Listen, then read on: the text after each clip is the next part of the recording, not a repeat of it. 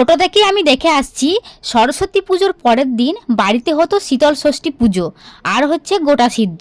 আর এর যোগাযন্ত্র চলতে হচ্ছে সরস্বতী পুজোর দিন থেকে। আর সরস্বতী পুজোর পরের দিন মানে ষষ্ঠী পুজোর দিন আর কি আমার মানে বাড়িতে কোনো আগুন ধরাতে নেই। মানে ষষ্ঠী পুজোর আগের দিন মানে হচ্ছে সরস্বতী পুজোর দিন কিন্তু রান্না করে রাখতে হয়। আর পরের দিন আমরা সেই ভাত আর হচ্ছে গোটা সিদ্ধ আমরা বাসি খেয়ে থাকি, বাড়িতে কোনো রান্না করা হয় না। এই শীতল ষষ্ঠী পুজোটা কিন্তু আমাদের এই সরস্বতী পুজোর পরদিনই পড়ে প্রত্যেক বছর।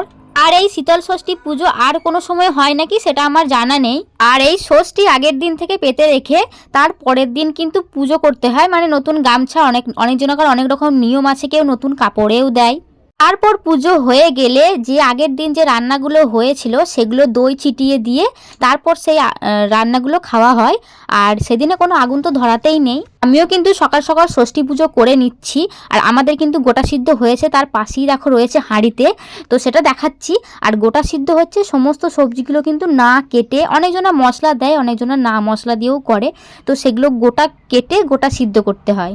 আর এটা খানিকটা অরন্ধনের মতো। আর এই ষষ্ঠী পুজোটা হচ্ছে শিলনোড়াতেই করতে হয়।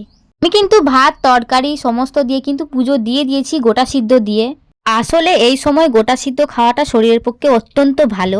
আসল কারণ হচ্ছে সবজিতে থাকা পুষ্টি জীবাণুদের সাথে মোকাবিলা করতে সাহায্য করে। আর এই গোটা সিদ্ধ খাওয়ার কথা বলা হয়, এটা প্রত্যেক বছর হয়।